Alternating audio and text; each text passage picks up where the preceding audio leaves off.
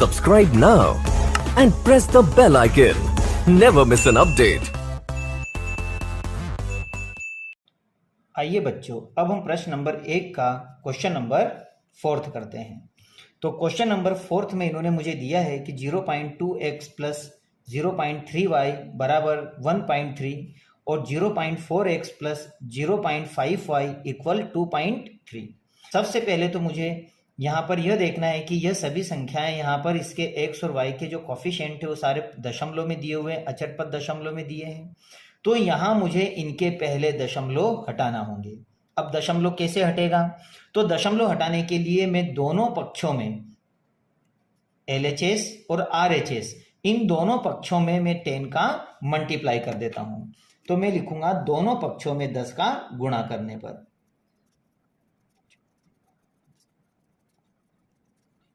जब मैं दोनों पक्षों में 10 का गुणा करूंगा तो मेरे पास में हो जाएगा 10। इस साइड भी मैंने 10 का मल्टीप्लाई कर दिया और इस साइड भी मैंने 10 का मल्टीप्लाई कर दिया। ठीक वैसे ही इसके साथ भी करूंगा मैं।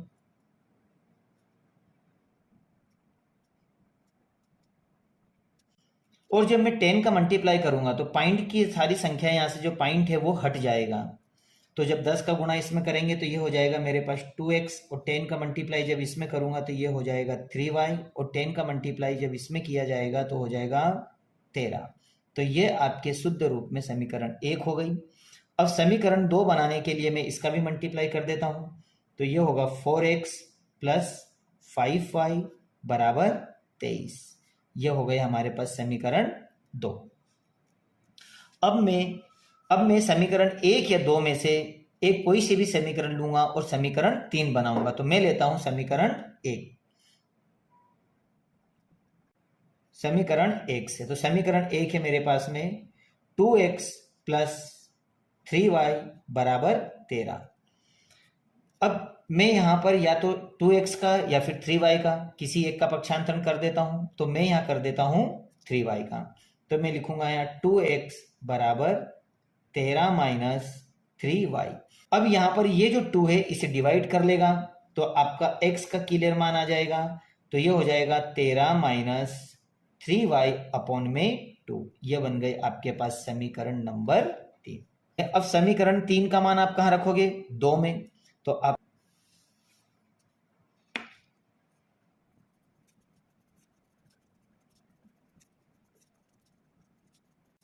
समीकरण 2 आपकी क्या है?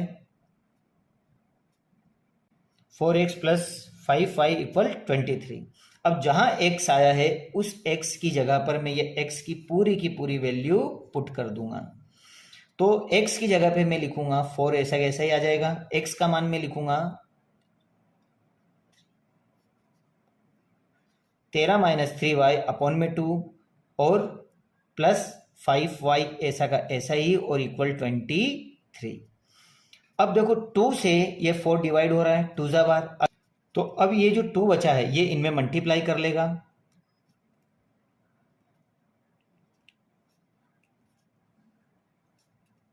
बराबर 23। तो 2 का जब मल्टीप्लाई करोगे 13 दूना 26 माइनस 3 3 दूनी 6y प्लस 5y इक्वल 23।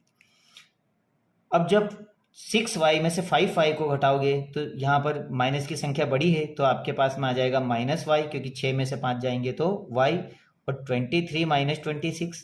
अब 23 में से 26 घटेगा तो आपके पास बचेगा माइनस 3। तो माइनस से माइनस आपके कैंसिल हुए। तो इस तरह से y का मान आपके पास आएगा 3। तो आपने y का मान यहाँ पर निकाल लिया है, y का मान आया। अब मुझे निकालना है x का मान। तो अब मैं y का मान रख देता हूं समीकरण नंबर 3 में। तो अब मैं लिखूंगा y का मान समीकरण 3 में रखने पर।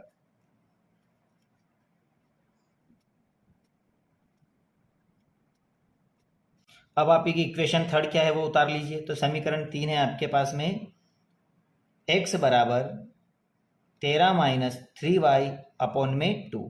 अब जहां भी y आया है वहां आपको क्या लिखना है? आपको 3 लिखना है। तो आप यहाँ 3 लिख लीजिए। तो इस तरह से आपके पास में आ जाएगा x बरोबर 13 माइनस 3 मल्टीप्लाई 3 अपॉन में 2।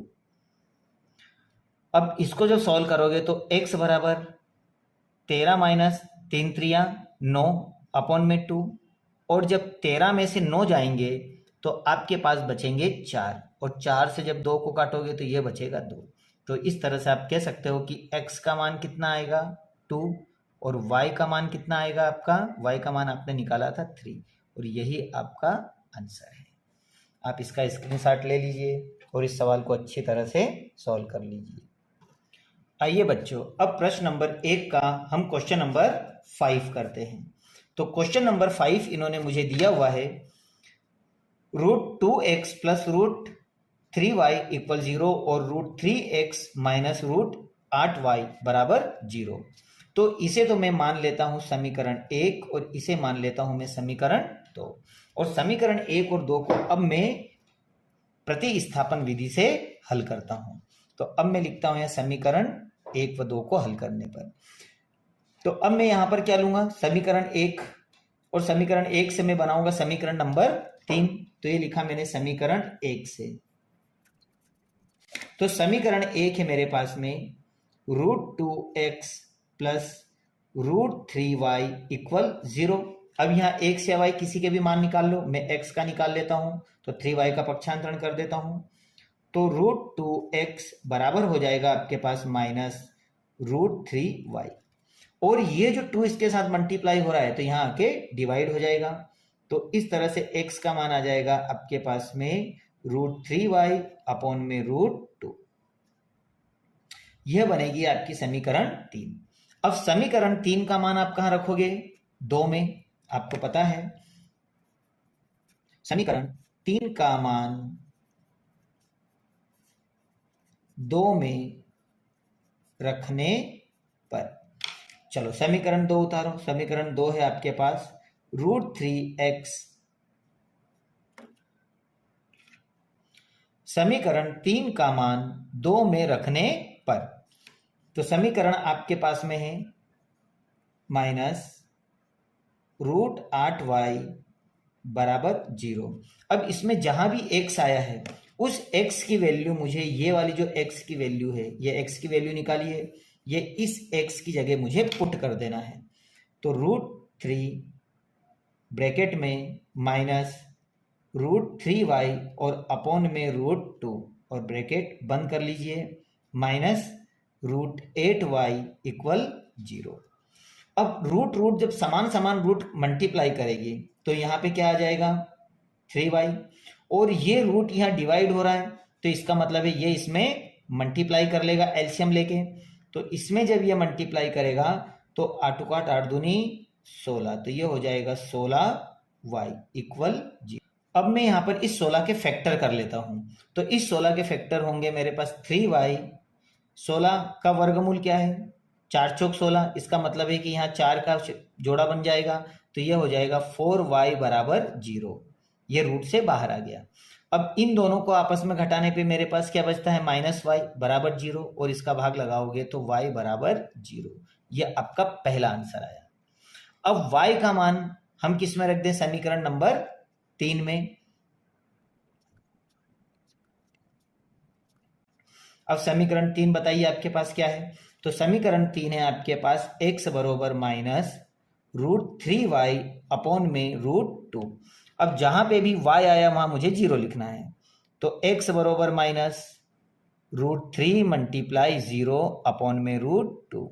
अब जब ये 3 0 के साथ मल्टीप्लाई करेगा तो ये 0 में हो जाएगा, मतलब ये पूरी की पूरी संख्या 0 में विलय हो गई। तो x बराबर भी 0 और y बराबर भी 0, और यही आपका आंसर है। इस सवाल को अच्छी तरह से कर ले।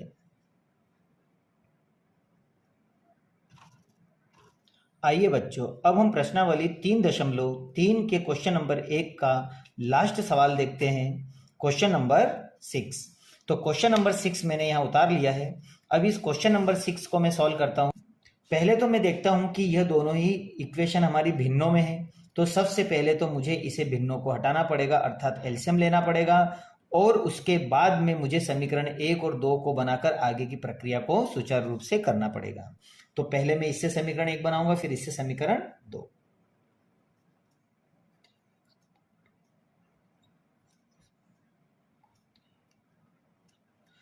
सबसे पहले तो मुझे इन दोनों का एलसीएम लेना होगा, तो इसका एलसीएम 3 दूनी 6 हो जाएगा। एलसीएम लेने के बाद में ये इधर और ये इस साइड क्रॉस मल्टीप्लाई करेगी, तो 3 3 जा 9x माइनस 5 2 जा 10y इक्वल -2। अब ये 6 2 में मल्टीप्लाई कर लेगा, तो 9x माइनस 10y इक्वल 6 6 6 दूनी 12। ये बनी है हमारी समीकरण 1। जिस तरह से मैंने समीकरण 1 इससे बनाई है, ठीक उसी तरह से इससे मैं समीकरण 2 बना लेता हूं। तो x/3 प्लस y/2 बरोबर 13/6। इन दोनों का एलसीएम 3 3 3 दूनी 6, ये इसका एलसीएम हुआ। एलसीएम लेने के बाद जैसे हमने यहाँ किया था वैसे इसका इधर और इसका इधर क्रॉस मल्टीप्लाई कर दो, क्योंकि ये दोनों डिवाइड नहीं होती है। तो 2 1 कम 2x प्लस 3y बराबर 13/6। तो 6 से 6 अगर इक्वल है और अगर सेम है तो ये दोनों आपस में कट जाएगी।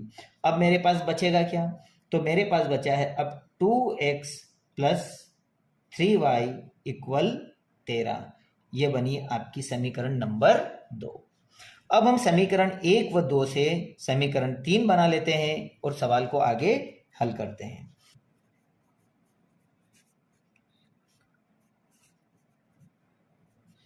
तो समीकरण 1 से समीकरण 1 है मेरे पास। अब इसमें 9x माइनस 10y बराबर -12, यह हमारे समीकरण। इसमें से हम या तो x का मान या फिर y का मान निकाल लेते हैं। तो मैं यहाँ x का मान निकाल लेता हूँ, इसलिए मुझे y का पक्षांतरण करना होगा। तो ये प्लस 10y हो जाएगा। 9 यहाँ मल्टीप्लाई हो रहा था, यहाँ डिवाइड हो जाएगा। सेम वही प्रक्रिया जो अभी तक हम कर रहे थे। अब ये बन जाएगी हमारी इक्वेशन नंबर 3। अब हम इक्वेशन नंबर 3 का मान समीकरण 2 में रखेंगे।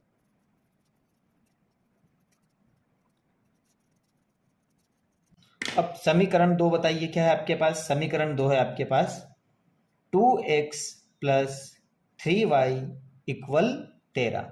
जहां पे भी x आया है, x की ये की पूरी वैल्यू में इस x की जगह पे पुट कर दूंगा। तो मेरे पास में आएगा 2 ब्रैकेट में -12 प्लस 10y ब्रैकेट बंद और अपॉन में 9। अब मेरे पास यहाँ पे क्या बच रहा है? Plus 3y equal 13। अब ये 2 यहाँ डिवाइड नहीं होता, इसका मतलब 2 का इन दोनों में मल्टीप्लाई करना है। तो 2 का इसमें मल्टीप्लाई करेंगे तो -12 बार 12 दूना 24 प्लस 10 10 10 दूना 20y प्लस, अब यहां पर इसका एलसीएम 9 है, तो 9 का मल्टीप्लाई मैं कर देता हूं 3 में। तो 9 का मल्टीप्लाई 3 में करूंगा तो कितना हो जाएगा? ध्यान रखना, इसका मल्टीप्लाई 3 में कर रहे हैं अपन। तो 9 18 9 तिया 27y बराबर। अब ये 9 यहां पे डिवाइड हो रहा है तो 13 में क्या कर लेगा? मल्टीप्लाई कर लेगा। तो 13 मल्टीप्लाई 9, तो ये जो 9 है 13 में विलय हो गया। तो ये 9 यहाँ भी मल्टीप्लाई करेगा क्योंकि एलसीएम का है, और 9 इक्वल के इधर आकर डिवाइड हो रहा है तो मल्टीप्लाई हो जाएगा। तो इस तरह से हमारे पास में आ जाएगा। अब देखो ये दोनों सेम संख्याएं हैं तो ये दोनों जुड़ रहे हैं, तो इन दोनों को जोड़ लीजिए। तो ये हो गया 7 अर्थात 47y इक्वल 13 का और इन दोनों का मल्टीप्लाई कीजिए। 13 और 9 का मल्टीप्लाई होगा 117। अब y 117। अब ये 24 इधर क्या कर रहा है? माइनस में है, तो इसका हम इधर पक्षांतरण कर देते हैं, तो ये प्लस हो जाएगा 24। अब इन दोनों को जोड़कर इसे इससे डिवाइड कर दीजिए, y का मान आ जाएगा। तो इन दोनों को जोड़ने पे आएगा 141 और अपॉन में इन दोनों का योग 141 और अपॉन में 47। 47 से इसको काटोगे तो ये कटेगा 3 टाइम्स। तो y बरोबर कितना आया? 3। तो हमने y का मान निकाल लिया 3। अब मुझे किसका मान निकालना है? अब मुझे निकालना है x का। तो x का मान निकालने के लिए मैं y का मान रख देता हूं समीकरण 3 में। तो y का मान समीकरण 3 में हम रखेंगे। तो इक्वेशन नंबर 3 आपके पास क्या है? इक्वेशन नंबर 3 ये है, तो बस इसमें हम मान रख देते हैं यहां पर। तो ये लिखा मैंने x बराबर -12 प्लस 10y अपॉन में 9। जहां पे y है वहां मैं 3 लिखने वाला हूं। तो अब मैं जब इसे लिखूंगा तो x बराबर -12 प्लस 10 और y का मान आपने क्या निकाला 3, तो इसकी जगह 3 रख दीजिए, ये हो गया 9। तो x बरोबर -12 और ये दोनों मल्टीप्लाई करेंगे तो आपके पास होगा +30 और अपॉन में 9। इन दोनों को घटा दीजिए, तो जब इन दोनों को घटाएंगे तो हमारे पास बचेगा 18/9 और 9 9 दूनी 18, मतलब ये 2 बार कट जाएगा। तो इस तरह मैं कह सकता हूँ कि x का मान 2 और y का मान निकाला आपने 3, और यही उभयनिष्ठ आपके। Subscribe now and press the bell icon. Never miss an update.